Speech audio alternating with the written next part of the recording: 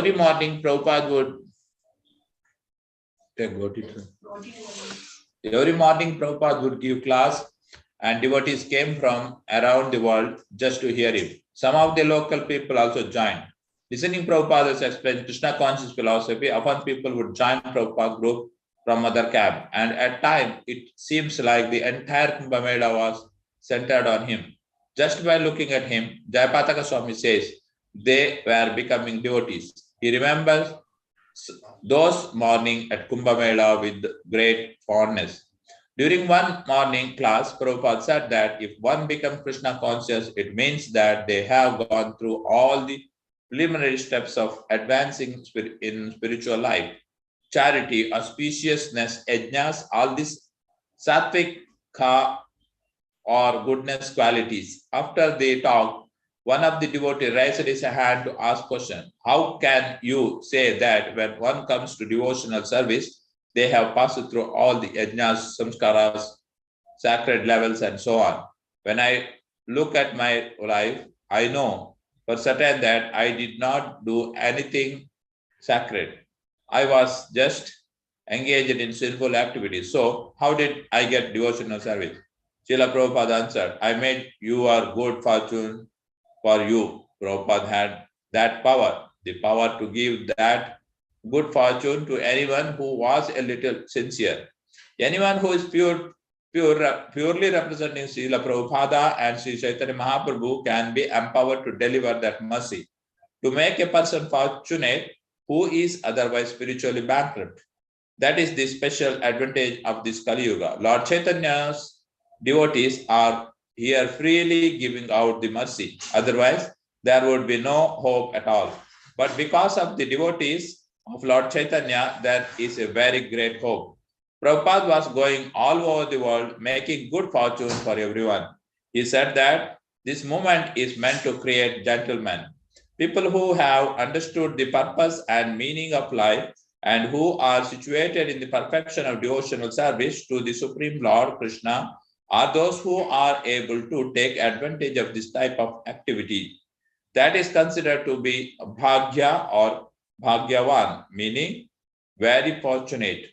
Prabhupada also gave his young disciple a tour of the area, pointing out places that a particular significance in Gaudiya. Vaishnava tradition, Jayapataka Swami says, he took us to the temple of Bindu Mahadava, where Rupa Goswami was instructed by Lord Chaitanya, and he showed us the actual place where they sat down to talk. It is also called Dasameda Ghat, the Ghat bathing place. In Banaras is one of the Dasameda Ghat, and Ghat here is also known by the same name. It means a place where 10 Ashwamedha Yajnas, horse sacrifice, were performed. Prabhupada showed us the pharmacy that he owned before starting his movement. So it was interesting to be with him in Allahabad, as he had stayed there for many years and was quite familiar with the history and story of the Kumbh Mela, which take place there. We spent some weeks with the Prabhupada at the festival. At that time, I remember he pointed out something special, just like a railway runs on the track. The ideal life cannot be one-sided, materialism or spiritualism, but has to be combined spiritual and practical life together. Therefore, he given a practical life of Krishna consciousness. This was an important point he would repeat during that festival. I came back early from Kumbh Mela because we did not have our own place in Calcutta yet. We had not yet acquired the building at Albert Road. Prabhupada had signed a lease agreement, and the lease was soon changed to a purchase agreement. Rupa Goswami had only spent 10 days with Mahaprabhu in Prayag. Now a similar scene would ensure with Jayapataka Swami, only longer. For several weeks, he had the good fortune to associate with Srila Prabhupada and learn the science of Krishna consciousness in a holy atmosphere. He saw how Prabhupada interacted with other sadhus. He heard the philosophy from his lotus lips and he released Kirtana in his presence. He was happy to move forward in his practice at the feet of his master. Hare Krishna. Hare Krishna. Prabhu, actually, if you want to read more, it's okay. Otherwise, the devotees Okay. also. You are having some activity, Prabhu, then you can, no problem. Yeah, okay.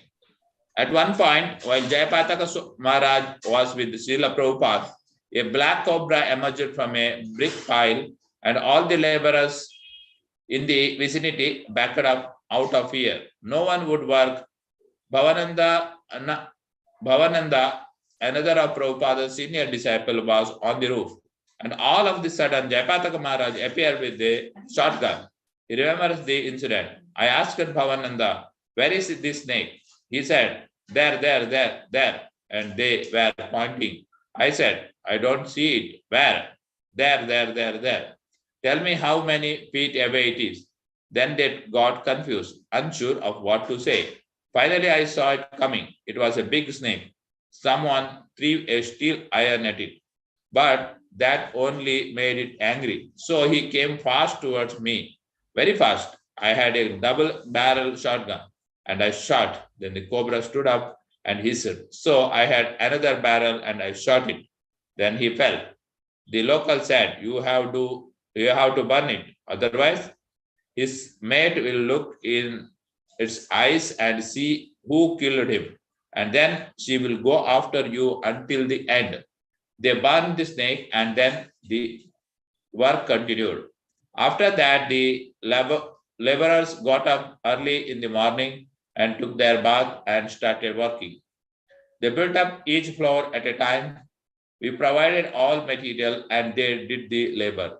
We have a civil engineer who would surprise and see what they were doing.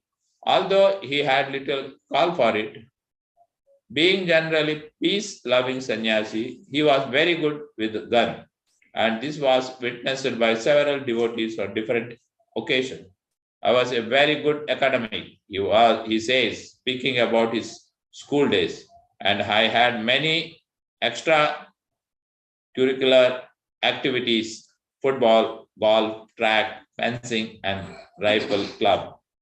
I was captain of the rifle team, and at the age of 12 or 13, I was in the top 11 of the NRA, the National Rifle Association, Prabhupada Prize. On March 24, 1971, Prabhupada wrote to Jayapataka Swami asking him to come to Bombay. Since I have come back from Calcutta to Bombay, I have not received any letters from you. So I am very much anxious to hear from you. Here the program begins from the 25th instant and goes on until the 4th of April. After that, I do not know whether I shall have to go back to Calcutta. Achyutananda Maharaj wanted to come to Bombay during the ceremony, and I think you also thought like that. I have no objection if you come here to join the ceremony. Only thing is, whatever in your absence, Calcutta work will, whether in your absence, Calcutta work will suffer. If you come here, you can bring our dandas and umbrella, which are left there with the books in storage. To please Prabhupada, he made the journey and meeting his guru and other devotees in Bombay, he temporarily joined Prabhupada's traveling entourage. In 1971 March, Srila Prabhupada came back to India with his team of very sincere devotees. Remembers Sri Nathaji Das and D. Desai, a wealthy Indian industrialist who met Prabhupada for the first time during this visit. He has clear recollection of the incident and specifically Jayapataka Maharaj's presence there. I was working with my father and then this phone call comes from my mother telling us that a sadhu was in town and that we need to come home to meet him. He would be coming to our home. So my father says, yes, we'll go home to meet him. At that time, I was thinking, what a waste of time. We had seen so many sadhu, saintly people at my father's house. So I said, okay, we'll see one more. No big deal. But I was shocked when I entered the house.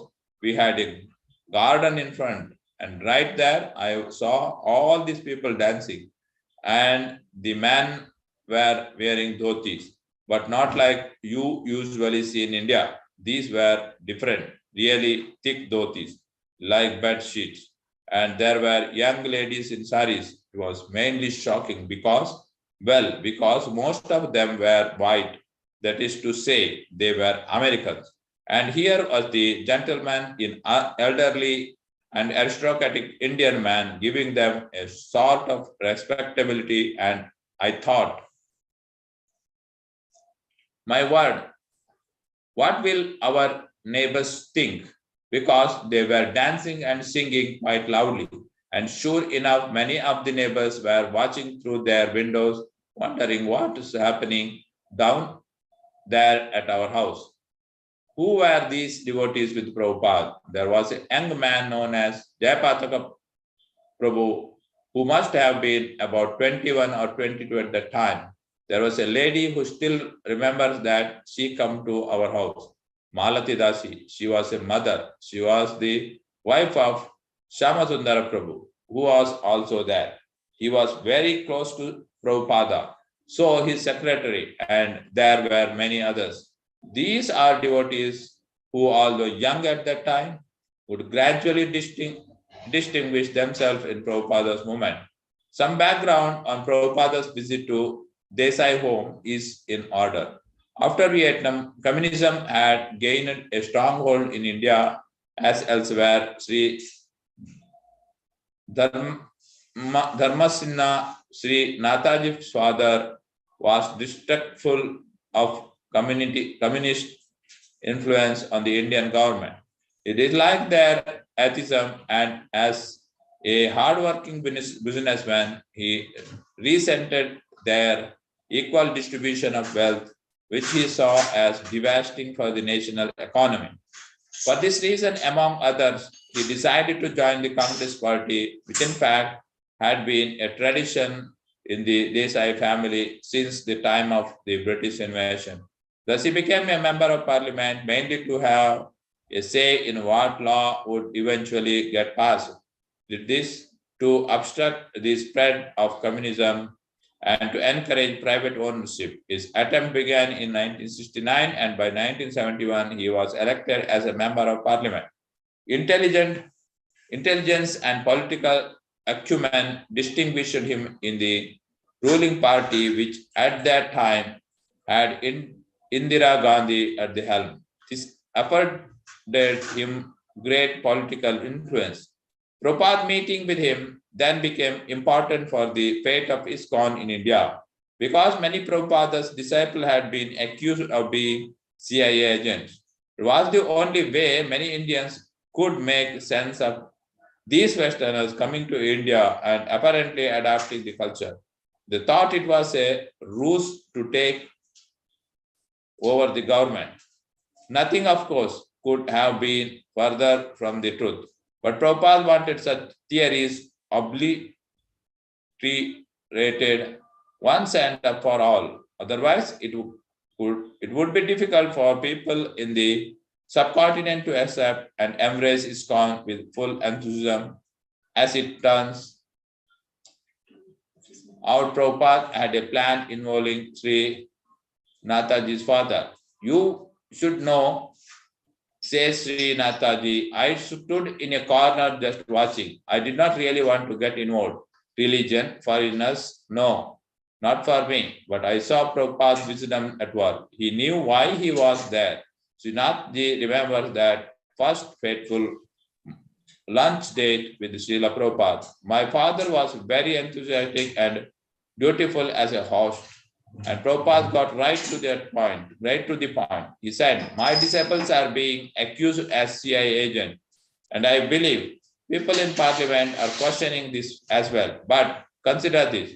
What kind of CIA agent would spend their lives learning Bhagavad Gita, Srimad Bhagavatam and other sacred scriptures from 4 a.m. Every day chanting 16 rounds and following 4 regulative principles. No meat eating, no intoxication, no illicit sex, and no gambling. Clearly, they are not from the CIA. So, my father understood the legitimacy of Prabhupada's cause almost right away. And Prabhupada added, would you please see that this investigation is discontinued and that my disciples are allowed visa. That was the other things. Because of the CIA rumor, the devotees were having a difficult time getting visa. So my father agreed, okay, I will do my best to get this done as quickly as reasonably possible. Prabhupada did not settle for this one promise, though. He wanted this particular gentleman, Sri Dharmasin, my father, to become a committed member of his society. This is the nature of a pure devotee. When he senses someone's sincerity, he fans their flame of devotion, taking them as far as they can go in devotional service. Thus, he agreed to become a life member of ISKCON at that initial meeting, but I was still skeptical. My father said, what is this life membership? Can you tell me about it? So Prabhupada explained, we are opening many temples as all over the world, which will have guest house and our life member can stay there. Whenever you go abroad, you can eat Vaishnava Prasad, sacred food. At these places and so on and so forth, you can attend all your temple programs too. Hare Krishna. Hare Krishna, Prabhu. As someone can read, Prabhu. Yes. So, who would like to read can raise your hands. Hare Krishna, Prabhu. Hare Krishna. Or Nagendra Govind Prabhu also there. Welcome, Prabhu. Mataji, you can read. And then Prabhu. If Nagendra Prabhu would like to read before me, no problem. India, I can no? read. Yes. Prabhuji, Nagendra Govind Prabhu, you would like to read now? Your voice is not coming, Prabhu. Hare Krishna, Prabhu, please go ahead. Hare Krishna, I'm hearing, Prabhu. Dandavat Pranam. You are hearing, huh? Oh, okay. So, Mataji, you can start now. Okay, Prabhuji, Hare Krishna.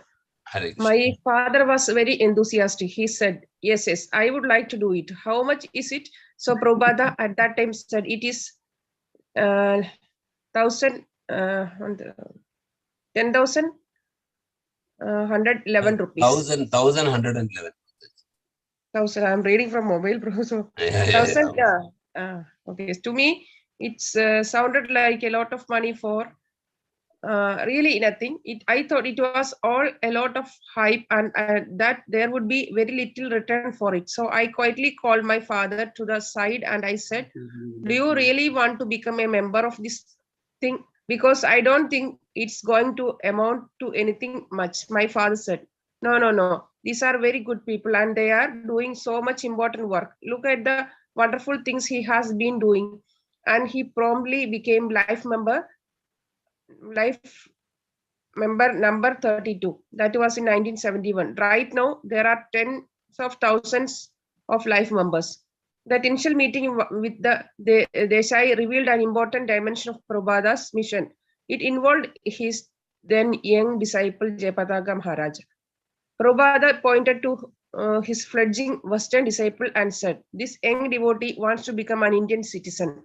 Incredulously, Sri Dharmasin replied, why? For what reason? This was a natural question.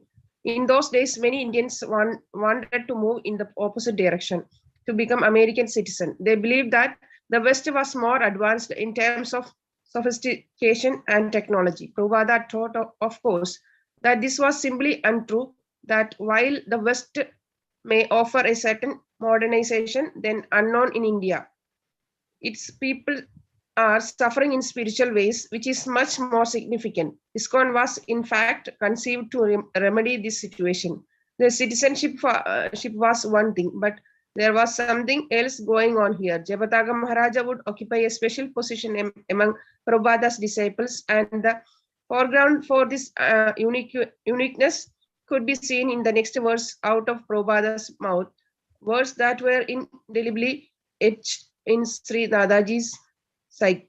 He remembers. Prabhupada said, I will tell you honestly, he, Jayapataga, is an eternal associate of Lord Chaitanya. Our jaws dropped open. Well, I was standing in a corner of the room in disbelief, literally said to myself, boy, this is either some divine revelation or he is trying to pull a real fast one. There is no in between. My mother had told me something about Lord Chaitanya and that he had existed 500 years ago and popularized the chanting of Hare Krishna. I said, this young man is an American boy and he is an eternal associate of Lord Chaitanya. How can such a thing be possible? The question was more rhetorical than anything else. It was evident to us that the soul is eternal and that this Jayapataga Maharaja could indeed embody a soul that had taken part in Lord Chaitanya's pastimes those many years ago.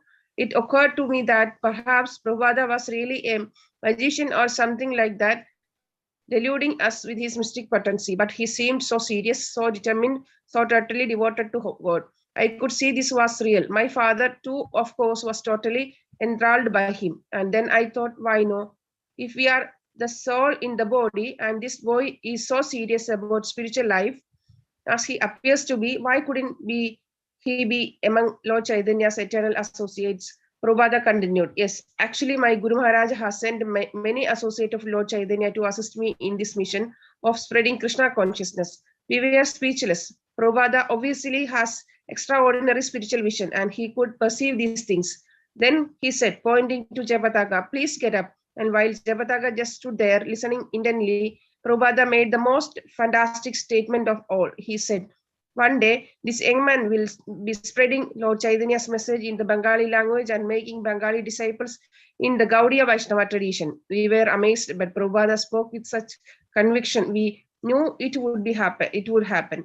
Actually, I now have a letter from Jayapataga Maharaja thanking my father for making him an Indian citizen so long ago. Prabhupada's praise of Jayapataga should not be minimized, while it is well known that Prabhupada saw all his disciples as divine assistants, meant to help him in his transcendental mission. Some were no doubt special or specially empowered. That being said, he never saw his disciples as ordinary souls. It is all Krishna's grace, he wrote. He has sent such nice assistants to me for executing the mission of my spiritual master. Personally, I am a non-entity. I have come here on the order of my spiritual master, and he has kindly sent you all boys to assist me. So whatever is being done, there is no credit for me, but all the credit goes to my spiritual master because he has arranged everything and I am simply to abide by his order. Many people helped and all may be considered emissaries of the Supreme.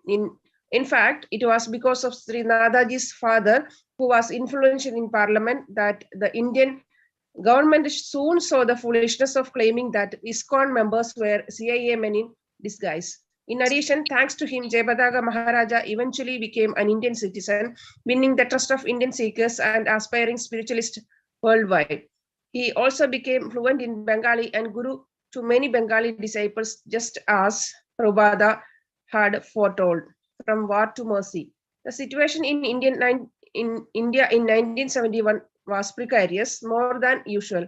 This was the time of the Bangladesh Liberation War, also called the War of Independence, a revolution causing the rise of the Bengali nationalist and self-determination movement.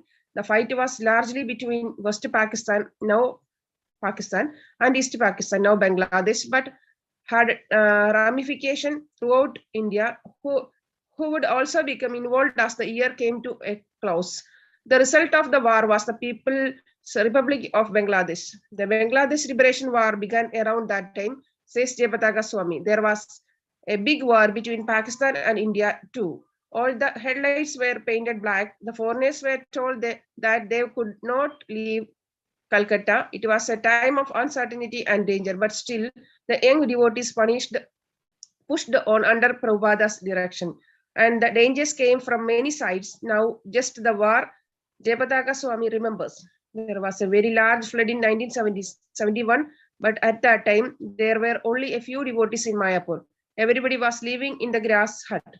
Sudama Vipra from Hawaii was a good swimmer. He stayed in the grass hut, but one day the water kept rising higher and higher, and he was inside the grass hut. There was rising water on all sides, so he was trapped. He took a deep breath and swam out the front door, hurting his leg on the way out. Somehow he got to the surface outside and swam over to the Goswami Matha. He stayed there for some time. Then we brought him some money, food and drinks. At that time, we were not in any position to help anyone. By the next flood, we were doing better, and we went to the different villages, and brought soaked chickpeas, chida, and good molasses, jaggery, and so went to different villages and gave out the gram flat rice. After some days, we would mobilize and make cooked kichuri,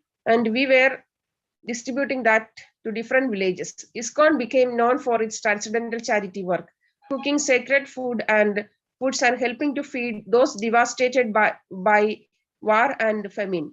We went to Hindu villages and Muslim villages, says Jayapataka Swami. Everybody accepted prasada. I saw that one boy's finger was infected. He needed some primary health aid. So we started to take doctors with us to serve the people who were affected by the flood. Then the government said in the newspaper, we have airlifted bread by helicopter to the flood victims. A helicopter looked over our long building and dropped some 100 loaves of bread to the 2,000 or more people who wants Mahaprasada. It was like a drop in the bucket. Many people took shelter of Mayapur. Most people were in the villages at that time, and devotees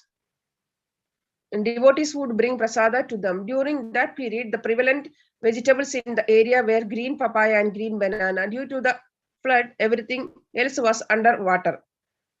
Rasa Parayana Dasa, a Western devotee, says Jayapataka Swami, was with us on the flood food distribution program. People would wade with the water high up to their chest. They came up to the boat with their bowls to get prasada, and we would feed one family after another. It was a bit haphazard. Later, we went to the village leaders, and our program became much more systematic. They gave us a list, and as we called out each person, the village leaders would tell us how many people were in that person's family, so that we would know. Accordingly, we determined how much food to give to each person. Mayapur ISKCON became one of the main saviors of the area, even though there was a danger on every side. Jayapataka Swami continues. Behind the Chandrodaya Mandir, we were going to neighboring villages. One day, on the way back, there was a plank floating on the water, and on the plank was a cobra.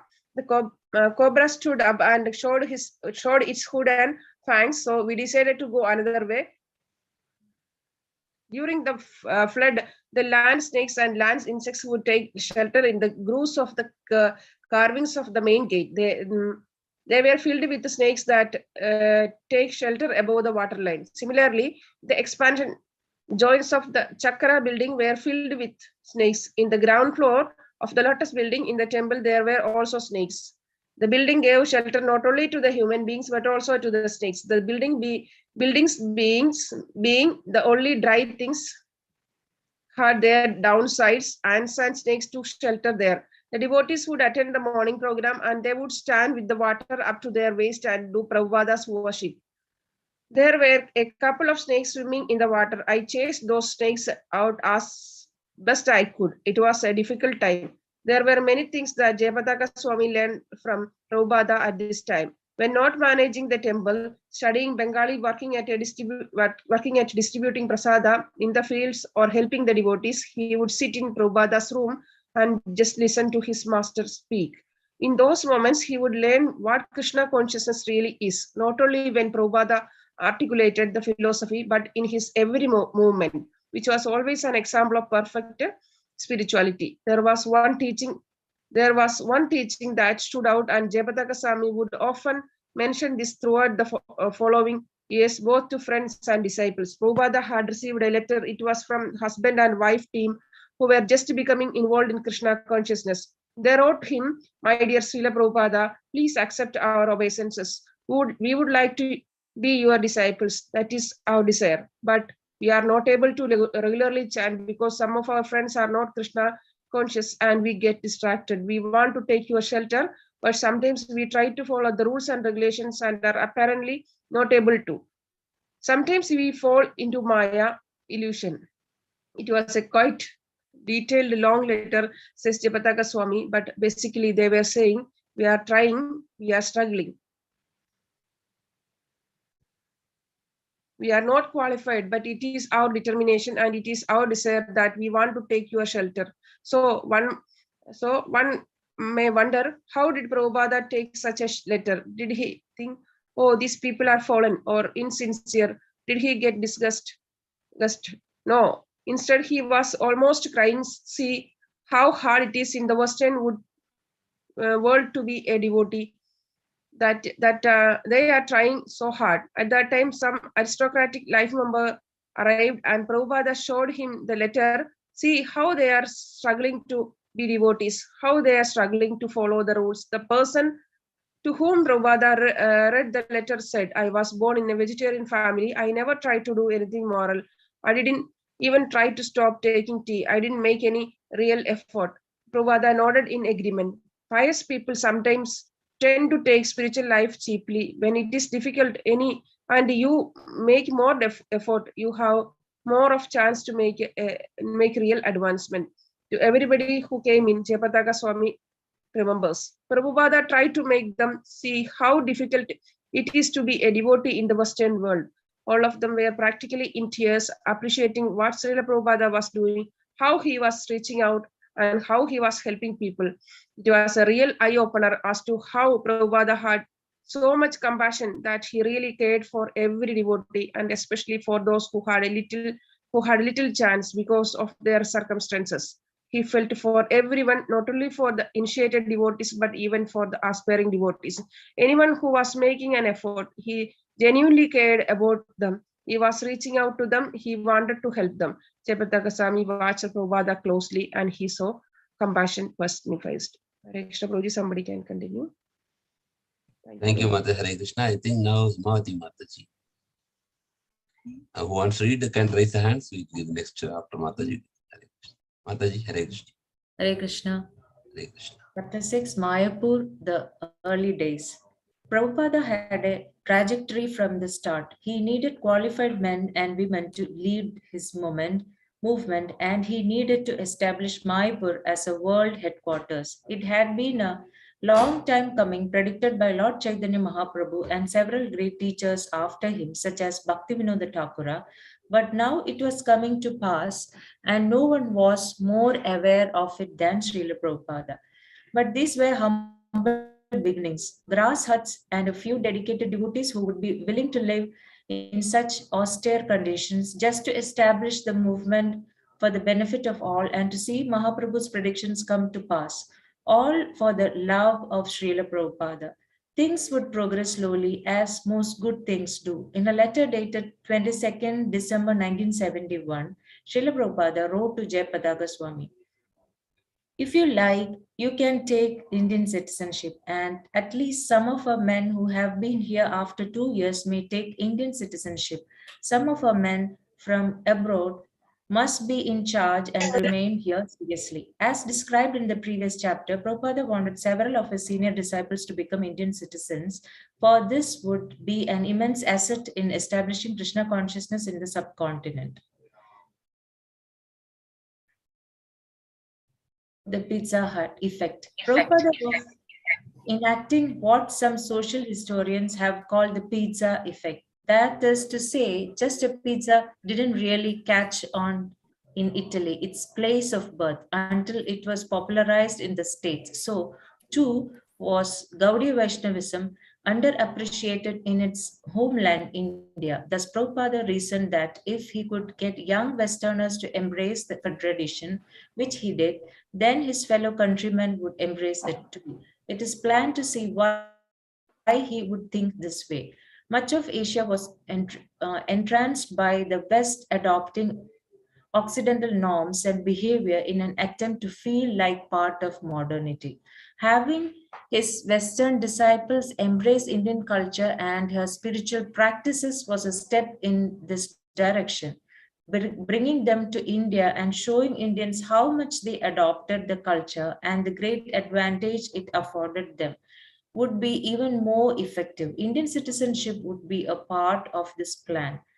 Dr. Desai's father would help in that regard with Jayapataka Swami front and center, as mentioned in the previous chapter. Still, his citizenship didn't come through until 1978, as he recalls. I applied for Indian citizenship first in West Bengal, and at that time there was the CPM, Communist Party of India Marxist government. They refused me. I had an option to re-register somewhere else and apply again. So I re-registered in Bombay, and there Prabhupada had talked to Netaji's father, who was a member of Rajya Sabha. Prabhupada told that I would do great things in the future.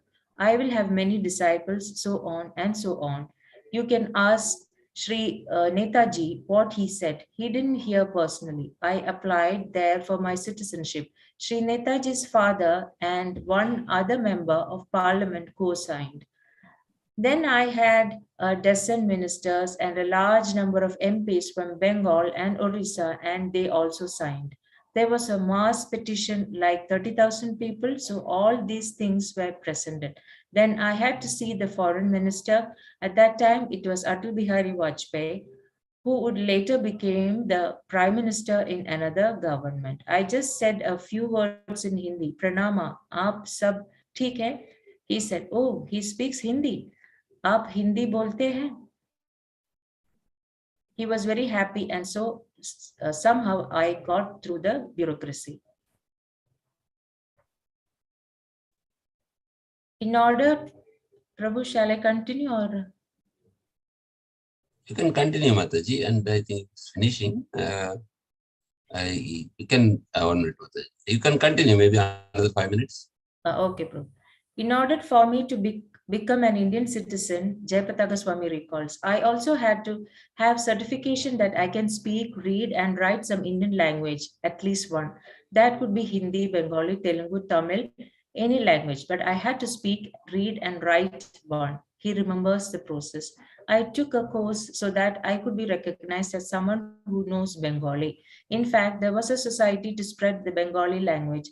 So the teacher was teaching us. He only had half of his teeth, but he would have us repeat a, e, o, rishwa, o, dirga, o. He would exaggerate the sounds and accents of letters quite a bit, so we would get the correct pronunciation. There are two O's, a short O and a long O. That's called Raswa and Dirgha. Raswa O and Dirgha O. With his teeth in that condition, making this sound looked funny. Sometimes, instead of the air, saliva came from the holes in his mouth. But he was a good teacher, and he would teach in such a way that you wouldn't forget. Raswa E, Dirgha E, at least we learned the alphabet. Anyway, I officially learned Bengali from him, and he gave me a certificate stating that I could read, write, and speak Bengali. I would say he was a little liberal to give a certificate, but it served our purposes. I would write, but I was slow. Reading and speaking were all right, if basic. He didn't lie. I was just a little slow at writing. He went through that requirement, and then I had to stay in India for 5 years. Then I could apply for citizenship. At that time, there was no dual nationality, no PIO or no OCI card or anything. So to take Indian citizenship, I had to renounce my American citizenship. For some time, I was a stateless national, a national without a state, transcendental. While this was going on, Jayapataka Swami occupied the position of Calcutta Temple President, alternating between Mayapur and the city, no less than 11 times in 1 year. His Holiness Tamala Krishna Maharaj, the governing body commissioner at that time, would repeatedly remove him from management, while Prabhupada continually reinstated him.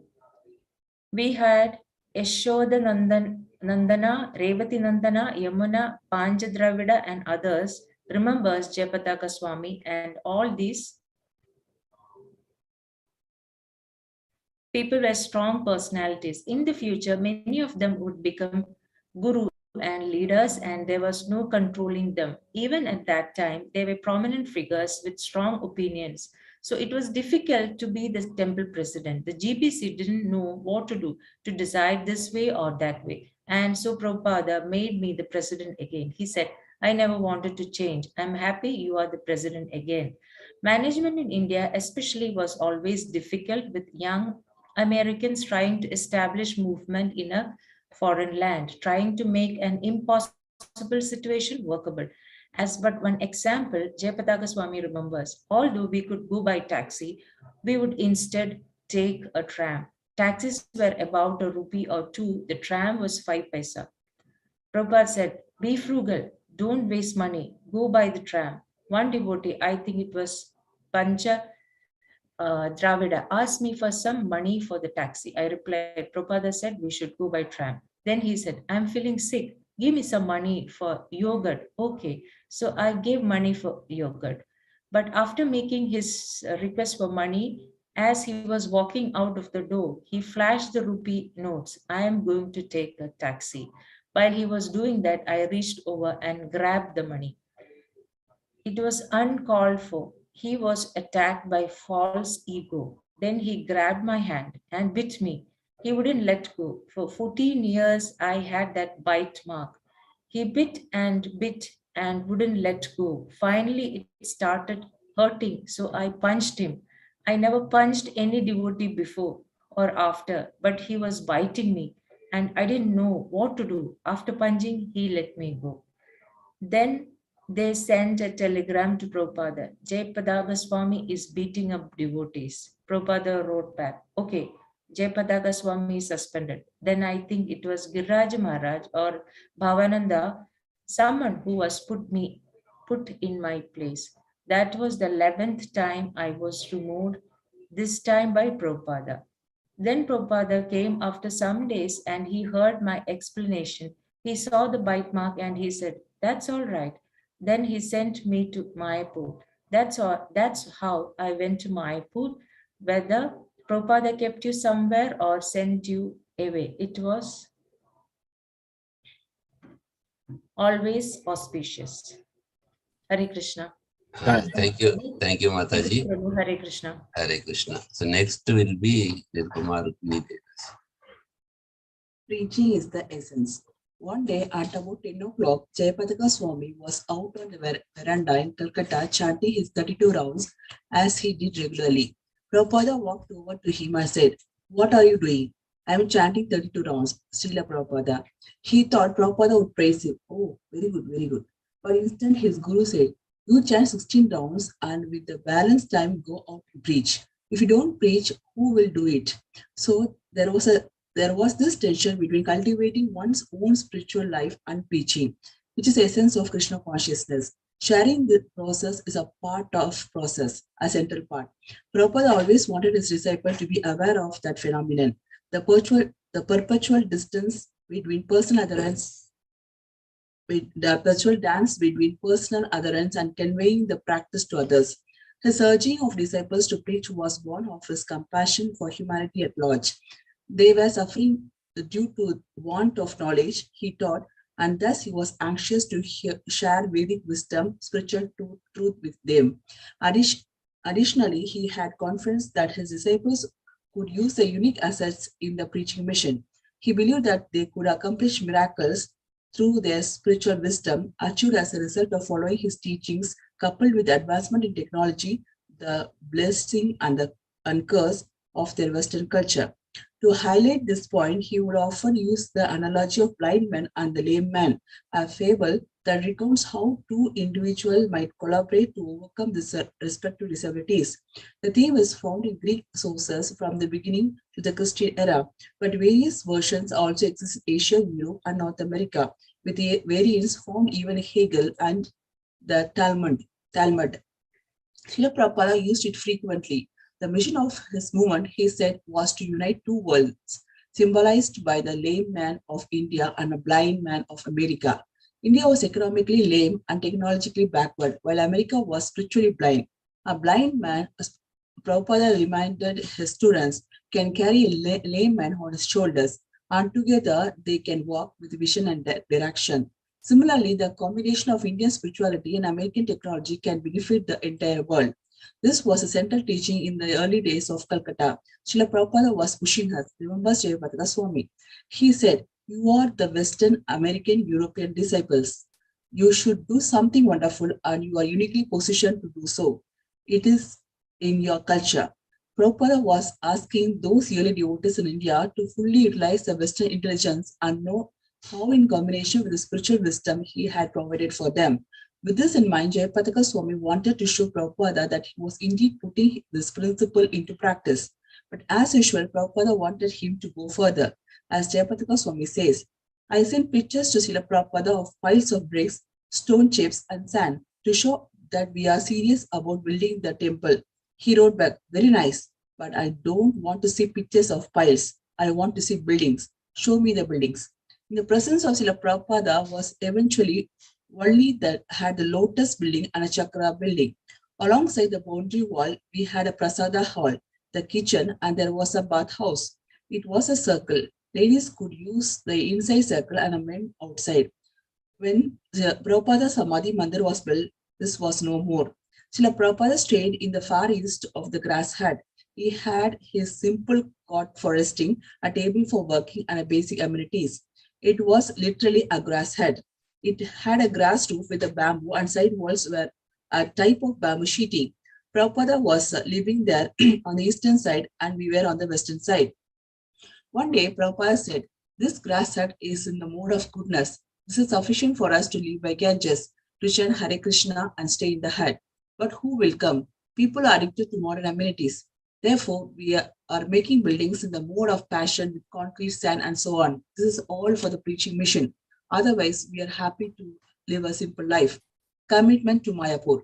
It was our first piece of land here in Mayapur. Bhavananda Dasa, then Goswami, explains.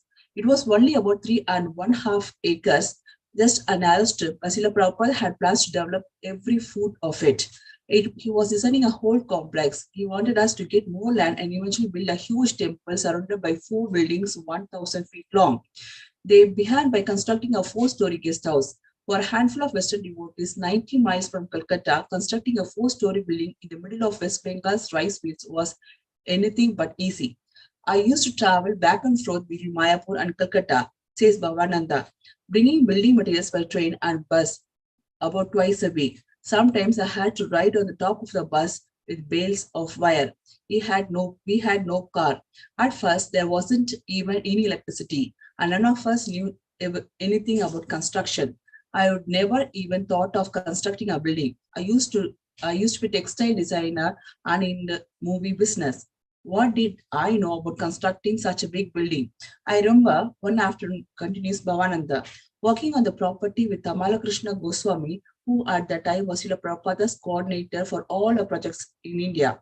Tamala said, 'Well, I don't know how to build a building, but I'm determined that somehow we can do it.' Srila Prabhupada had been saying, 'Why are you making this construction into something difficult? It's only a pile of bricks. Employ men for piling up the bricks and you sit there and supervise. Finished.' So we all became very determined, and Tamala Krishna, our GPC, said, 'Let's try it.' We got some men and we measured out our area.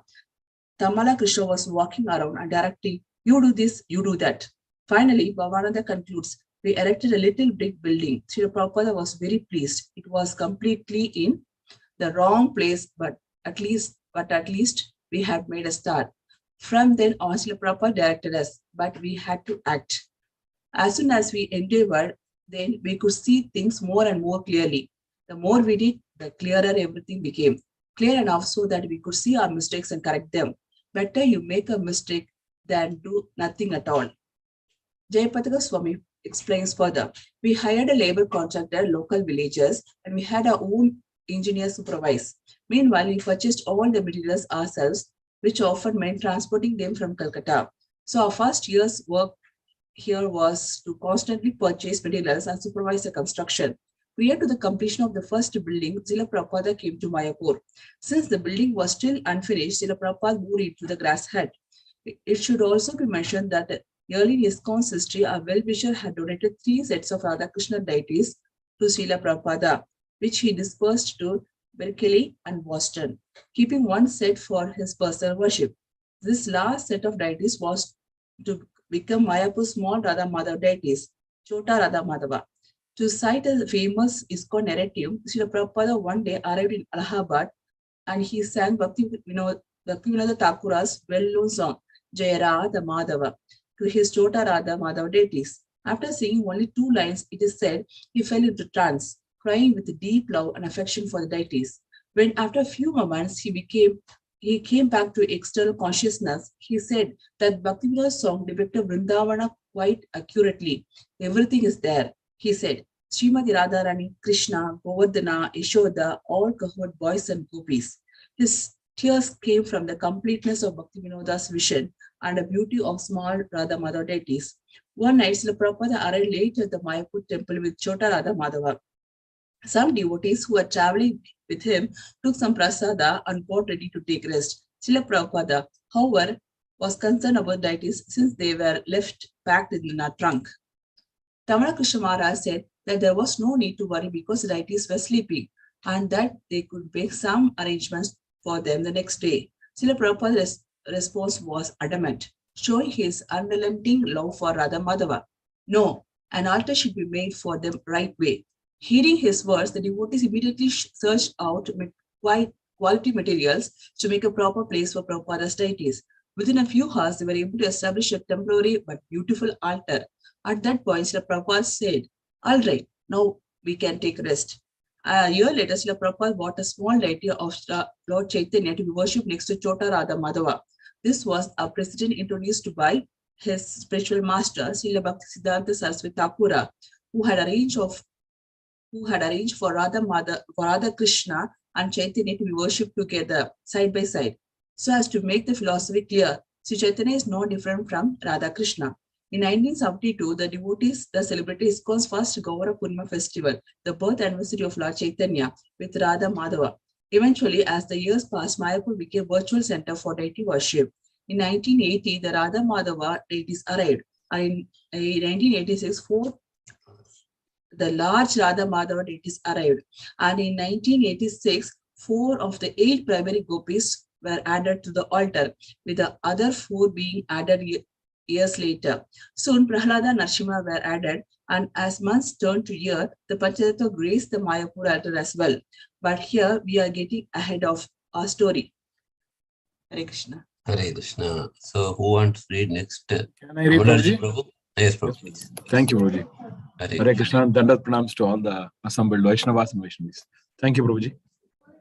3 consequential letters. In the later half of 1972, Prabhupada wrote 3 very important letters to Jayapataka Swami, the first of which highlighted the importance of preaching. The young Swami received many letters from his guru, of course, but 3 stood out as especially significant in terms of instruction and guiding him in his life's mission. Prabhupada wrote from Amsterdam on July 30th, 1972. If you make it a first-class temple, there will be no lack of visitors for preaching. You will never even have to leave that place for preaching. And if you serve nice prasadam, the whole of India will come. So stick to your principles very rigidly and everyone will come to see these American Vaishnavas. I want that we shall excel the Chaitanya Mata. They have been struggling for the last 50 years and we shall surpass them in 2 years. We are working 2 shifts of labor. That is American style of doing things. I am very pleased if you can continue in this matter of American style. But if you do not, then I shall remain on that same level. Then it is a great discredit to Americans. But if I defeat my God brothers, then I am worthy to be called Guru of the Americans. Even there is competition in spiritual life. Very soon, you will be receiving many books. I shall instruct Giriraja to send you as many books as you shall require from selling there for raising fund for Mayapur project. I do not wish to send more funds from here, but we shall send you free of charge many books, and the whole money collected from them may be spent in building. I am glad to hear that you are purchasing more land for expanding. What about our former land purchase from some Ghosh that he is on the left side of our land? From so many wonderful varieties of vegetables you will get very soon, full of vitamins. Keep cow, then there is no question of scarcity or relying upon somebody else for your maintenance. Now you will have now you have got a big hall on the first floor. So keep rice stock there to protect from floods. I think the whole atmosphere in Mayapur must be now very nice, and I shall be so much glad to return there sometimes in the month of September. So kindly finish up the work by that time. The teaching was clear. Building the temple, be committed to prasada distribution, and above all, stick to the principles. In other words, there is no need for complicating things. Create a facility in which people can worship, feed them with spiritual foodstuffs, and be strict in your own spiritual life. Everything grows from there. These three principles. Preaching may or may not involve the engagement of words and philosophy. Real preaching, by Prabhupada's estimation, was more pragmatic than that. It was about helping people in their worship of Krishna, nourishing them with spiritual energy, and allowing oneself to do these things by keeping oneself spiritually fit, which ultimately means hearing and chanting the names of God and associating with devotees. This is the sum and substance of spiritual life. In this letter, as in so many other parts of Prabhupada's writing, he also instills a sense of spiritual competition. He wanted his disciples to augment the work established by Chaitanya Gaudiya Matha. That this was not something that arose from ego or desire to do better than. Rather, it was to incite his disciples to excel, to go beyond what have been previously accomplished, not for themselves or for some trite ego gratification, but for greater good of humanity. He wanted to build on his godbrother's success to spur his own disciples further, so that they could accomplish miraculous things, and in due course they would do just that. Two other significant points in this letter. Prabhupada wanted the ISKCON Mayapur property to expand, to grow, to become the predicted monument of spirituality. It was meant to be. He also wanted to emphasize book distribution. Again, the world needs spiritual knowledge, and his books, unlike any others, could convey this knowledge with full force. While the above letter highlights the preaching mission, two subsequent letters focus on the importance of Mayapur project and the single-minded determination needed to get it done. Thus, in a letter dated August 26, 1972, Prabhupada writes, I thank you for your letter from Calcutta dated August 19, 1972. I have noted the contents carefully. I am very glad to know that the work is going on carefully under your direction. And so far, the people asking you what is the actual birth site of Lord Chaitanya Mahaprabhu, ask them to go to Tirtha Maharaja. We do not bother about these things. He is in charge of the Chaitanya Mata. There are so many other temples before us. Why don't they go there for asking? This is a long controversial point. Do not bother with it. We accept our predecessor's version. That's all. Navadvipa means 9 islands or dvipas, and the present Navadvipa city of Koladvipa, that building will be the first-class building in all of Navadvipa province. Here we see Prabhupada's focus on Mayapur and his pleasure in the fact that it is highly qualified Jayapataka Swami who will be at the helm. Additionally, Prabhupada refers to an old age dispute about Chaitanya Mahaprabhu's birthplace. Many of Navadvipa's traditional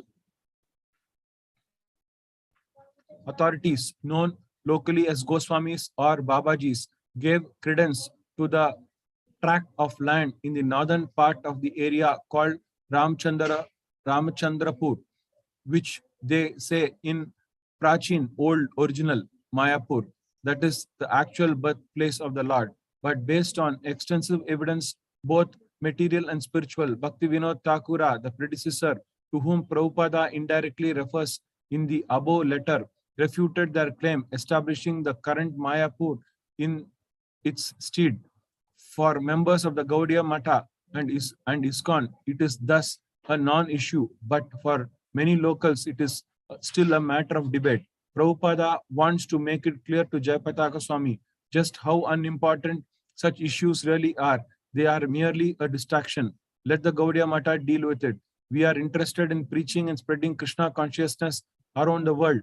That was his mood. He was interested in making his Mayapur project the most important and the first-class building in all of Nadia, thus surpassing the work of his god brothers, but more importantly, establishing an international center that would attract people from around the world.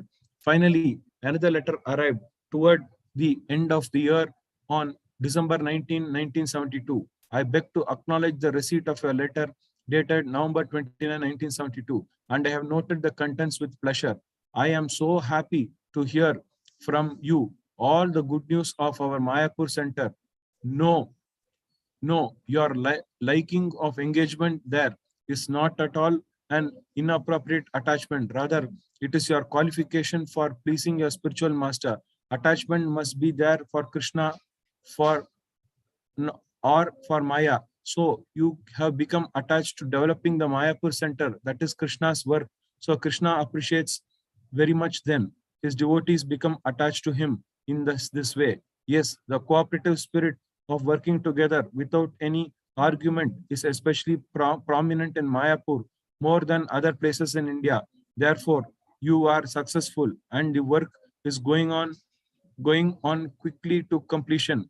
That is because all of you are working there have become very much attached to the dust from Lord Chaitanya Mahaprabhu's lotus feet, and because you have got such deep personal interest with that engagement of work, you want to see that it is done nicely without any hindrance of selfish motivation, never mind all kinds of conditions of the material nature. That idea has become prominent for all of you. It is bigger than Maya's idea. Therefore, Maya cannot interfere to make you quarrel or other things, but you especially are to take the credit. From the very beginning, you wanted that place and you got the land, got the money from me, and now you have built the place by concentration of energy that is wanted. I am so much happy to hear from you that all good news from our Mayapur Center. Prabhupada rarely used exclamation marks, but when he did, he meant it. Mayapur was important to him. Ever the teacher, he also wanted Jayapataka Swami to know the difference between inappropriate attachment and those that lead to spiritual perfection. No, you are liking of engagement. That is not at all an inappropriate attachment. Rather, it is your qualification for pleasing your spiritual master. Attachment must be there for Krishna or for Maya. So you have become attached to developing the Mayapur Center. That is Krishna's work. So Krishna appreciates very much when his devotee becomes attached to him in this way. That is the basic philosophy of Krishna consciousness. As marginal living souls, we have the tendency to go in one of the two ways, either towards Krishna or towards Maya, the illusory energy, in the direction of spiritual advancement or further away from it. Prabhupada wanted his disciple to know that even though the development of Mayapur world require hard work that often seemed overtly material in terms of construction, farming, monetary concerns, and management, it was nonetheless very spiritual, for it was the engagement in Lord's service. Attachment isn't necessarily a bad thing. Prabhupada thought. Rather, it is specifically what one becomes attached to that determines if it is good or bad. Attachment to selfish motives and material pursuits binds one to the world of matter and can be deemed bad. Whereas devotional service bhakti is always good because it is liberating and it is in due course leads us to divine love. Also important for Prabhupada is that his disciples work together in a spirit of cooperation. This is something we would repeat for the rest of his early sojourn.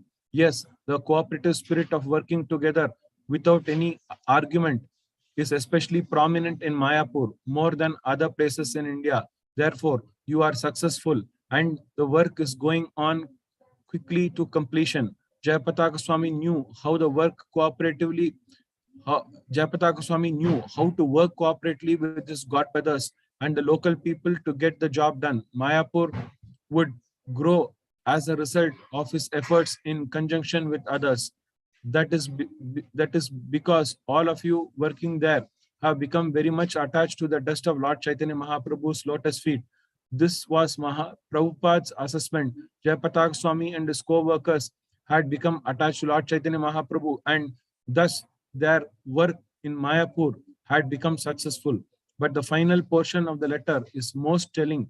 His appreciation for Jayapataka Maharaj is expressed in no uncertain terms, but you especially are to take the credit. From the very beginning, you wanted that place, Mayapur, and you got that land, got the money from me, and now you have built the place by your concentration of energy. Hare Krishna.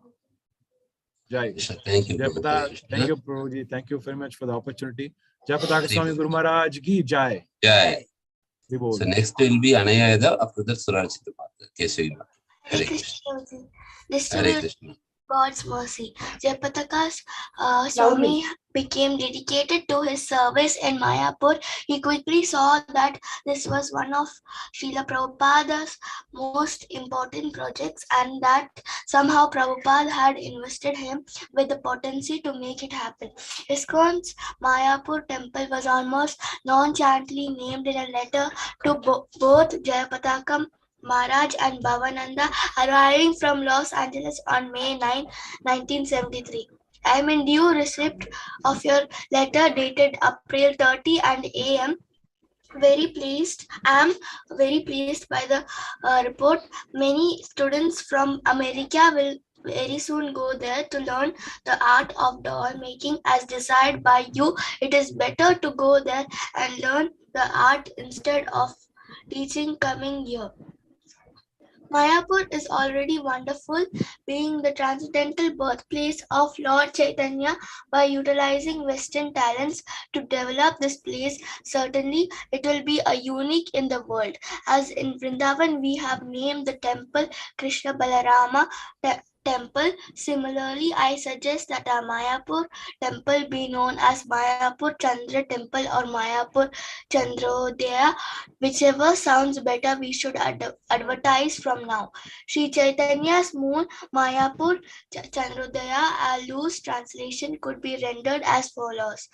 The rising moon of Mayapur, it refers to the causeless mercy of Lord Chaitanya and Nityananda Prabhu, which is relentlessly outflowing in inundating all beings with the soothing moonshine of transcendence. ISKCON's Mayapur project would start ambitiously, no doubt, but it evolved into something even more ambitious. As time went on, a Vedic planetarium temple complex that promises to be one of India's most profound contributions and greatest tourist attractions. Though the project is still in its infancy, the official website says it best. In rural West Bengal, in the tiny village of Mayapur, a monumental temple is rising, monumental both in scope and significance. According to factors of the Gaudiya Vaishnava lineage. The erection of this Mayapur Chandrodaya Mandir marks the onset of a golden age of light and wisdom.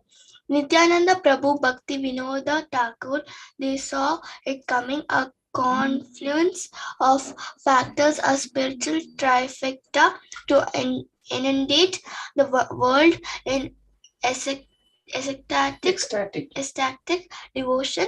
The person Srila Prabhupada, the phenomenon, the global Sankirtana movement, the place, the Adbhuta Mandir of Sri Rama Mayapur, Sri Chaitanya's birthplace.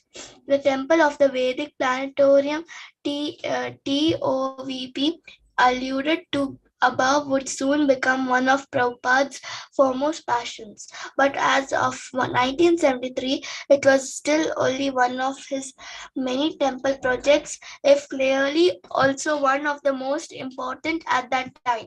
It was called the Mayapur Chandrodaya Mandir. As mentioned above, we will return to this project in upcoming chapters. The letter also reveals Prabhupada's plan for doll making. This might seem odd for one unaware of the history of the Gaudiya Matha. Prabhupada's Guru Srila Bhakti Siddhanta Saraswati Thakur had wanted to establish educational museums throughout India, mainly depicting personalities and themes from Krishna conscious philosophy. He called his exhibits dioramas. The idea had come from early 19th century mobile theater shows that utilize state-of-the-art electronic devices considered progressive and cutting edge at the time. Building on that rudimentary technology, Prabhupada's Guru established Gaudiya Vaishnava culture with movable museums, engaging his Gaudiya Matha leaders in booths from which they would explain the displays to anyone who came by.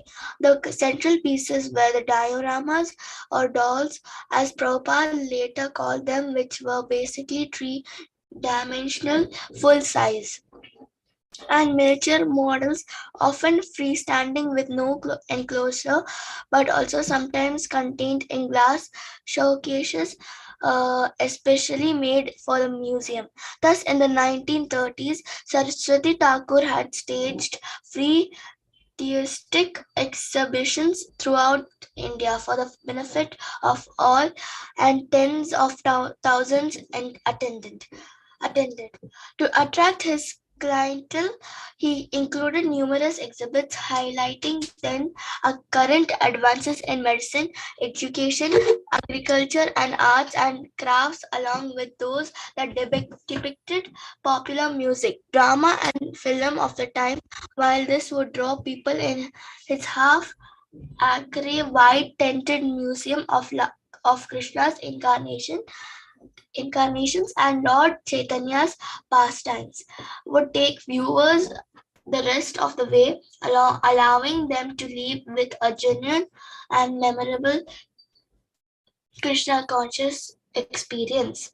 Following in his teacher's footsteps, Srila Prabhupada sent several of his own disciples to India to learn the art of making such dolls. And this is what he was writing to Jayapataka Swami about. In India, there were still certain diorama experts, though it was quickly dying off, who knew an age-old process that was never quite duplicated in the West. It involved a complex technique of casting often life-size images in plaster and straw, along with fiberglass molds and detailed painted finish, usually with the addition of real clothes and other accoutrements that were lifelike. In a letter to Adideva Dasa, one of these disciples initially sent to India, Prabhupada wrote, "In London there is a museum, Madame Tussauds Wax Museum, and People are lining up for blocks just to see some mundane dead bodies. You should go to India and learn how to make dolls. Then we will have our own museum, and simply by seeing our exhibits, people will make spiritual advancement. After intensive study, those early disciples, headed by Bharadvaja Dasa, were able to present a multimedia presentation of Krishna consciousness like the ones created by Bhakti Siddhanta Saraswati. As far as ISKCON's modern version of Saraswati Thakur's work, the first one was conceived in 1977 when ISKCON Los Angeles opened the first American theistic exhibition, FATE. It featured 13 distinct animatronic lighted dioramas focusing on the Bhagavad Gita and related philosophical texts. Then in 1983, another one opened in Detroit. But this letter to Jayapataka Swami represents Prabhupada's early desire in 1973 to send his disciples to India to learn the science of dioramas. He writes later in the same letter. We want to display doll exhibitions in every center of our society, depicting some narration from Bhagavatam, Mahabharata, Chaitanya Charitamrita, Bhagavad Gita, like that. Just like the pictures that Arjuna's chariot is placed by Krishna between the groups of two soldiers, the pictures are already there in our books, and they are to be demonstrated by doll exhibition.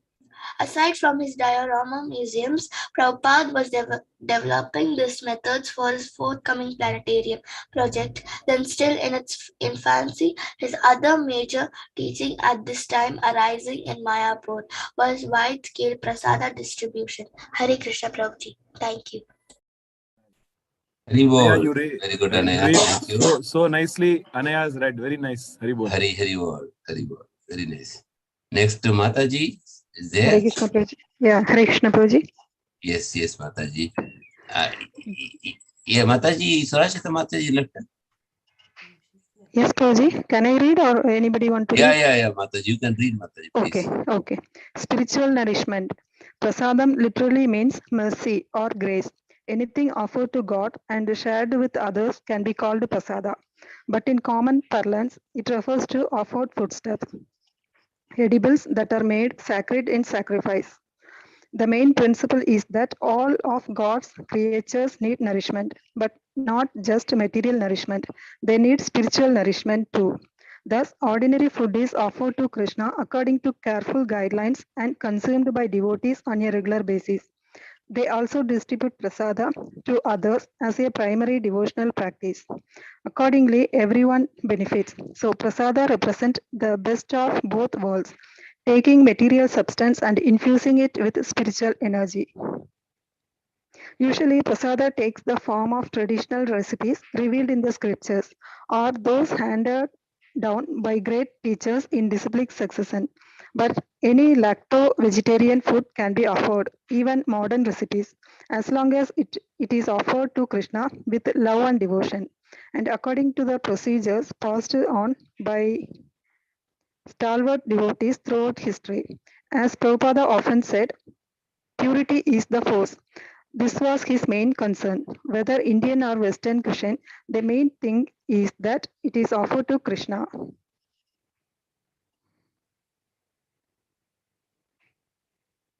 As a part of holy sacrament. But sometimes the encroachment of modernity can minimize the purity of one's endeavor, as exemplified by modern Puri machine that one day appeared in the devotees' midst. The story runs as follows.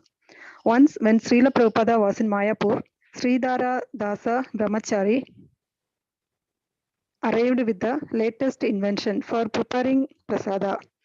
It was a state-of-the-art modernistic puri roller. Traditionally, to make good puri, that special, tasty brand of unleavened bread known so well to all of India, You had to make small balls of flour, roll the flour into adequately sized dishes, fry it in the ghee, and so on. The hardest part was rolling it properly. With this device, you make the ball and place it in the machine. You then push it down and it quickly rolls into a perfect puri. At least once it's fried in oil or ghee, an indispensable part of the process. Jayapataga Swami remembers the arrival of this device. We thought, okay, well, we will try it out. We rolled it out of the machine, made the puri and ate it with a liquid date gur. Ceased to work pretty well. We were in the temporary kitchen, built of turpulin. Behind the grass hut, sitting in a circle, a devotee was using the machine and making puris. Not just making the puris, throwing them on the plate, adding the gur, eating, and so on. So Srila Prabhupada was looking from the grass hut and called me over. I went over to Srila Prabhupada and he said, Jayapadaha, this is not sannyasa's life. A sannyasi is supposed to live simply without being enamored by modern amenities. In fact, Prabhupada was often skeptical about technological progress. He was wary of advances that empty higher truth of their substance. Skeptical of material means that neglect spiritual goals. Again, he believed purity is the force. And to this end, he always encouraged disciples to embrace the traditional way, if at all possible, and to follow in the footsteps of great souls who came before us.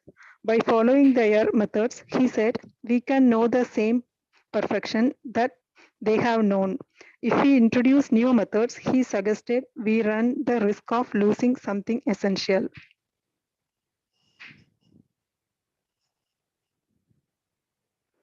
This is not to say that Prabhupada was against progress and modernity, but no, but he was always vigilant to retain the essence, wherein the tradition's potency could often be accessed most effectively. He would rather travel a difficult road that end up at the desired destination than a comfortable road that makes travelers forget where they are going. Prabhupada asked his disciple to embrace the heart of Gaudiya Vaishnavism, working hard for Krishna on a daily basis. He saw the Puri mission as merely contributing to his disciples' laziness, a mindset so characteristic of the modern age of Kali. So contrary to the principle of renunciation, essential in the Vaishnava tradition. Nonetheless, his overriding concern was that his disciples understood prasada's potency, both for themselves and in terms of distribution. In fact, there is a particular story famous in the Society of Devotees that nicely illustrates this point. In 1974, when ISKCON Mayapur was still in its infancy, Srila Prabhupada gazed through his window and noticed a group of village children fighting with the street dogs over scraps of food. Shocked and saddened by what he had seen, he turned to his disciples with tears in his eyes, demanding that they do something about it. He noted that God is the Supreme Father. How can children go hungry when the Father is near? He asked. He then said he wanted his disciples to distribute prasada immediately and regularly. Jayapadaga Swami remembers specifies of the incident. ISKCON food relief was started after we opened the Lotus building. There was a big feast for guests, and so many devotees were there. Afterwards, Prabhupada was taking rest in his room. We ate on banana leaves, which, when we were done taking prasada, had been thrown in a big heap about 100 yards behind the Lotus building. Afterwards, there was a lot of noise coming from that heap. So Prabhupada became disturbed and called, bring the sannyasis, bring the GBC, immediately called them, bring everyone now, immediately. This was about 2 in the afternoon. Though at times He called at 2 in the morning and we had to respond. But in this instance, too, we came to his room. As he called for us, paying our obeisances and wondering why he was calling. Prabhupada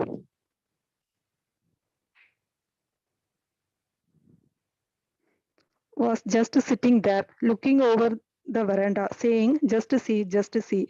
Everyone looked, and there were many dogs gathered around those leaves, but the dogs had been driven away by the children, who were battling for the scraps of food. The children had a lathi stick in one hand and food in the other. On the plates would be a little bit of chutney sauce, maybe a little piece of puri, some rice. The kids were going through the plates, licking the leaves and taking whatever tidbits they could find, eating the remnants, and the dogs were grabbing pieces also. As we all looked on, Prabhupada said, the children must be so hungry to do that. He was crying. We are establishing mandras temples. Mandras temples. If you want to make this a temple of Krishna, then understand Krishna is everyone's father.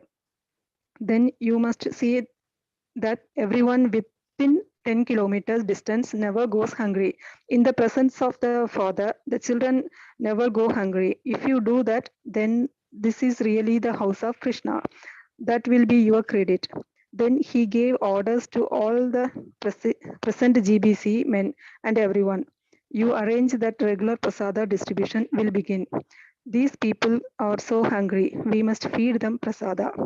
Prabhupada potent words indeed reverberated loudly, inspiring his followers to do the impossible. A global network of free food kitchens, restaurants, vans, and emergency services were soon established.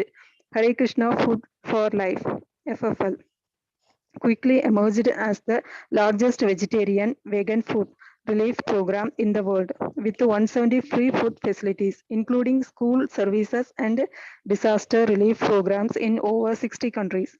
Additionally, all ISKCON centers throughout the world distribute prasada freely, both at regular temple programs and at their weekly Sunday love feast. From the time of Prabhupada's initial order in the 1970s to the turn of the century, over 100 million meals had been served worldwide, and it continues unabated. In India alone, more than 1.2 million school children are served multi-course, hot, healthy, and tasty lunch 6 days a week. Food for Life volunteers also respond to natural disasters, bringing food and hope into the lives of people affected by events such as the wars in Bosnia and Chechnya, the Indian Ocean tsunami, the typhoon Haiyan, and Hurricane Katrina. Jayapataka Swami recalls the earliest days of the free food initiative in Mayapur. So we started our Food for Life program with free food 2 days of the week and subsidized meals on the other days. We took seriously Prabhupada's mandate that no one should go hungry. In our little tent, we were cooking prasada. The first day, about 200 people came. The next time, about 500 people came. The people had to be seated. We served them in a line. It was organized. What would happen is that when you put the leaf plate down, if one line got the plate before the other line, then the people would become so nervous. They would jump up from this line and jump to that line because they are thinking they will get first. I might not get. They will run out of food. Another thing they would do was get 2 plates and put both in front of them just to be sure. We finally had it worked out that one devotee would go up and down each line with a small stick to keep order. Everyone was given a leaf plate, and until everyone actually had one, we would not serve the prasada. It's a science. If you don't do it this way, especially in India, you will have we are at. After everybody got their leaf plate, then you would tell them, now you are going to be given prasada. Whatever you do, don't get up, or we will stop serving. Until you are finished, don't get up. If you get up, you will be asked to leave. So in this way, after 3 or 4 days, we already had this whole system down.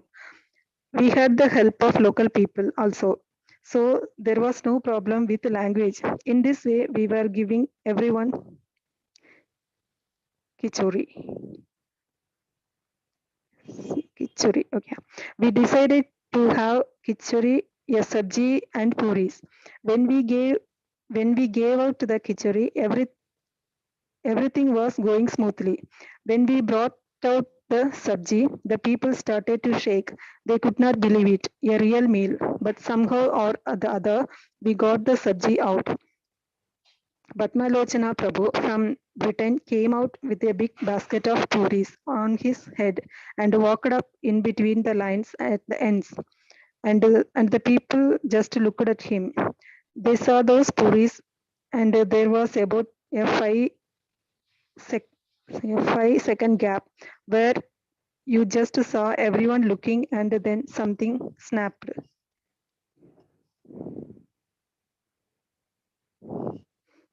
Everybody jumped on him, and you just saw Padmalochana Prabhu go under like a cow getting devoured by piranha. The puris just disappeared. He was screaming and crawling out from under them. Then we realized that the puris were just too much. Of course, everything was fine, but it was frightening for a few minutes. I was always amazed how much prasada these people could consume.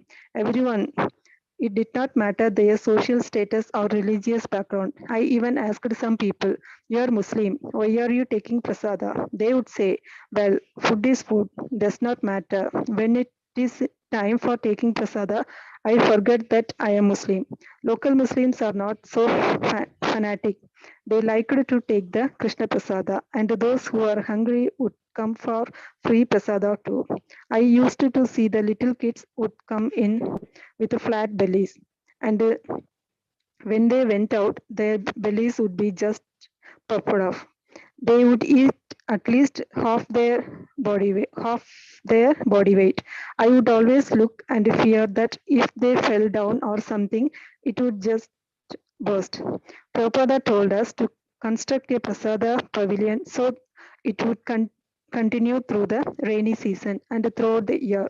Later, we constructed an ISKCON food relief building, which was later used by Sulabha Kitchen, facilitating our prasada distribution. Hare On ISKCON Food Relief Program ki Jai. Prabhupada ki Jai. Guru Maharaj ki Prabhupada. Jai. Jai. So we will read the last section, protecting the Sampradaya, and wind up today. Hare Krishna. Protecting the Sampradaya. Prabhupada was concerned with expansion, which included prasada distribution, but he was even more concerned with preserving the tradition as it is. This principle was akin to prasada itself.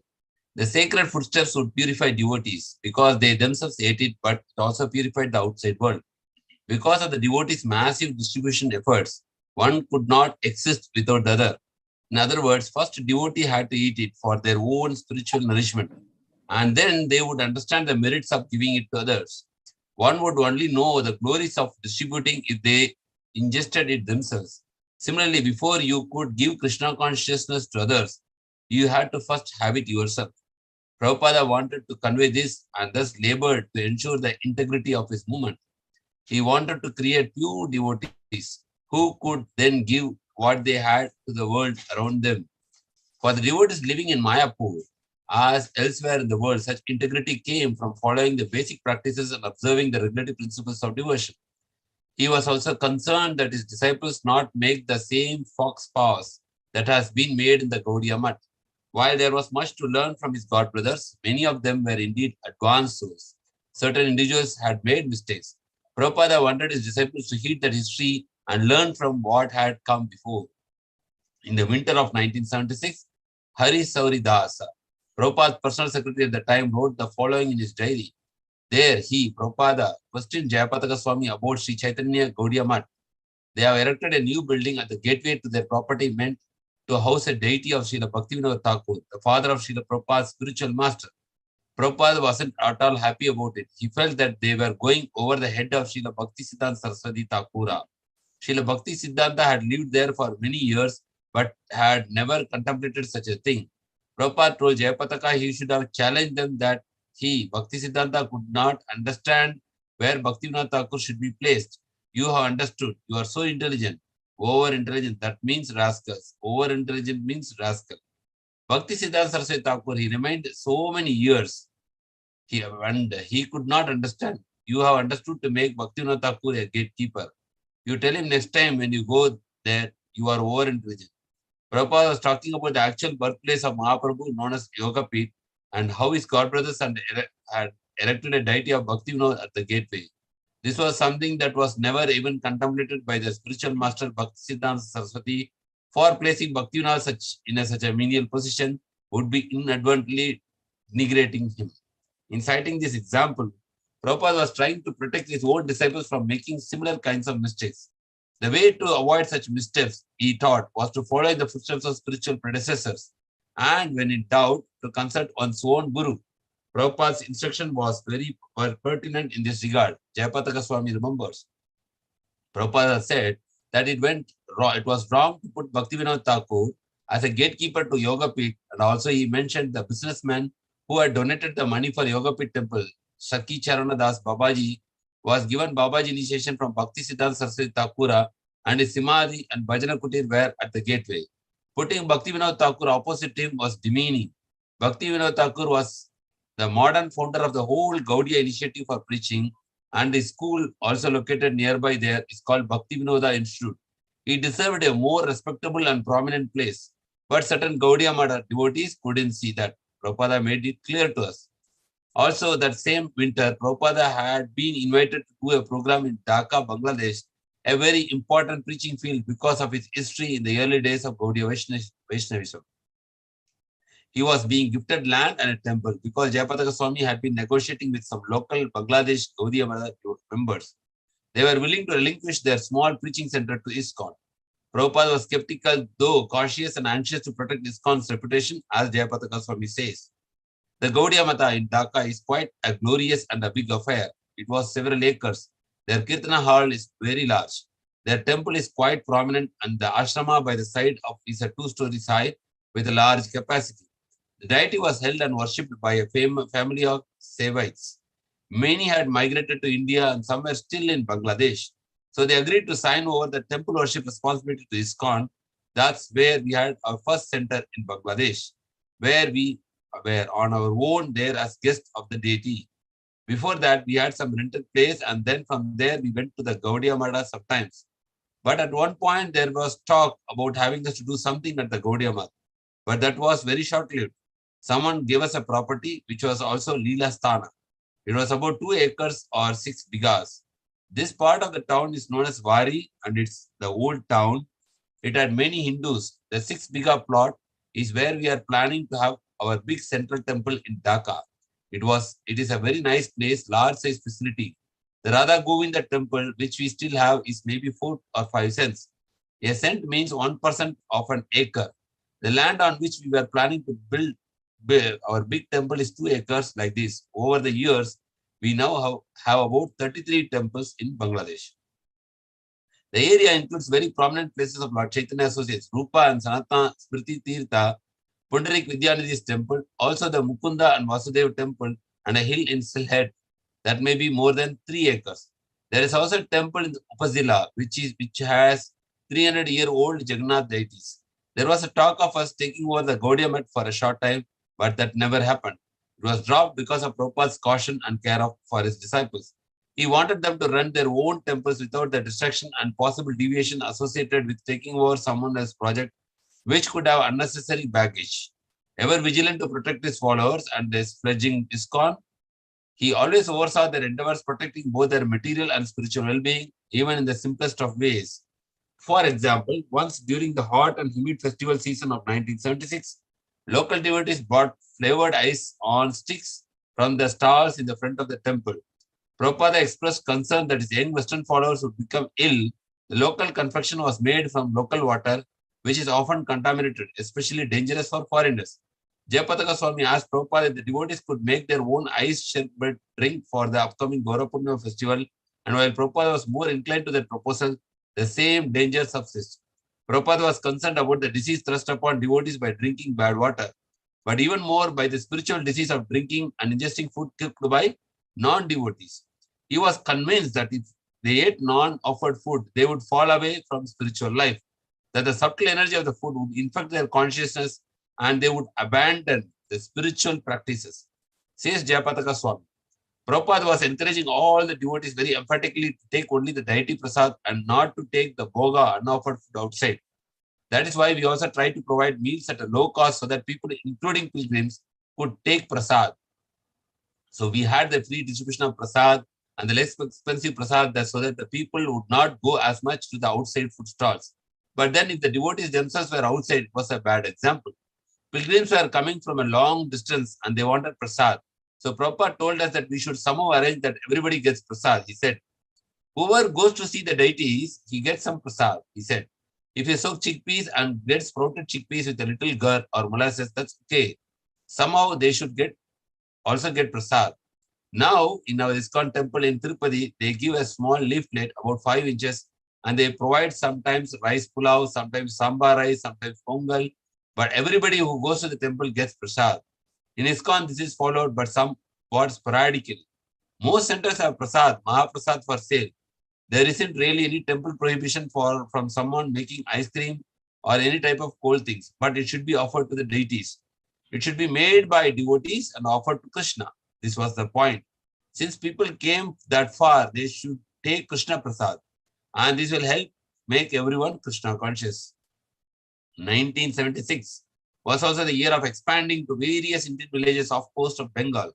The devotees would sail to the Ganges to countless sea towns, sharing the practices of Krishna consciousness and prasada with one and all. Prabhupada had prepared a book especially for this program. It was a Bengali summary of the Bhagavad Gita called Gita Gan. As the story goes, there was special Mayapur date installation of February 5, 1976. Srila Prabhupada had installed Sri Nitai Gauranga for Nitai Pada Kamala preaching program, which was specifically intended for the devotees traveling by boat to local Bengali villages. These deities of the Lord Chaitanya and Prabhu Nityananda were to travel with the devotees and oversee their distribution of Gita Gan and to always be present for their Kirtana. They would share with villagers and be divine recipient of the prasada first offered to them and then shared with those lucky enough to be in proximity. Author Hari Sari recalls this very successful preaching program. Jayapataka Maharaj reported that the boat program was going well. One day they sold 250 Gita Gans and many people are requesting them to do programs in their villages. They also have 3 new devotees shaved up and chanting. Upon hearing their success, Prabhupada's eyes grew big and bright. A smile of innocent surprise lit up his face as if it were something very great and unexpected. His genuine response, almost a childlike wonder, was completely endearing. Jayapataka Maharaj elaborates on the success of this program as well. The boat preaching was very well received in the villages. We would go and take Harinam procession and then distribute prasad. Sometimes we followed the example of Vishnu Jan, who would give out puffed rice and gur mixed together called muri balls. And sometimes we would give out khichari. We would bring out the village leaders to the boat and give them darshana to the deities. There was no other temple boat like this in the whole of Ganges. So it was something that was very unique and very much appreciated. We would also often park in some place by the side and then go and preach in the cities. In the villages, it would be a big attraction, but in the cities, it was hard to get noticed. But the people would appreciate. The boat had no engine. It was traveled by tide or by sail. In some extreme places, the boatman would go up by the side and pull the boat. I do not know what Prabhupada's expectations were, but anything that would make devotees sell books, distribute prasad, he was very appreciative of, and this boat had everything plus deities. We would get up and have Mangala Arati on the boat. We would chant around and then we would go to the different villages. Different devotees led the boat program. I was not present all the time as I had to stay in Mayapur to manage things, but I would meet up with the boat by jeep at certain places and bring them some supplies, books and things that to take back what they had to take back.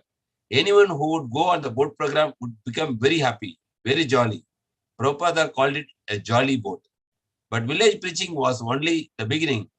Prabhupada had plans to expand beyond anyone's wildest dreams. He had introduced his movement to America, where it was growing exponentially. By the mid-1970s, everyone had heard of Hare Krishna, with young people joining his movement throughout the Western world. His movement in India was now growing too. But from his point of view, it was just beginning. His plans were grandiose, far beyond and what anyone would have expected. His planetarium was yet to come, as he wrote to his confidant and godbrother B.R. Sridhar Maharaj the summer of 1976. In the meantime, I have received one letter from Jayapataka Maharaj regarding our attempt to construct a township in Mayapur, with the center of attraction being the Vedic planetarium. This was one of his early references to the major project he had planned in Mayapur, and he and only he knew full well what was in the store. Hare Krishna. Srila Prabhupada ki jai, Guru Maharaj ki jai, and the Kodi Vaishnava ki jai. Hare Krishna. So we will stop here today's reading session. It's going very interesting. Exactly, I think we completed one chapter. And no, 3 chapters, 5, 6, 7. So chapter 8 will be Temple of Vedic Planetarium. We will continue next week. That's going to be very interesting. Very good. Yes, Prabhu. Yes, Prabhuji. Thank you, Prabhuji. Hare Krishna.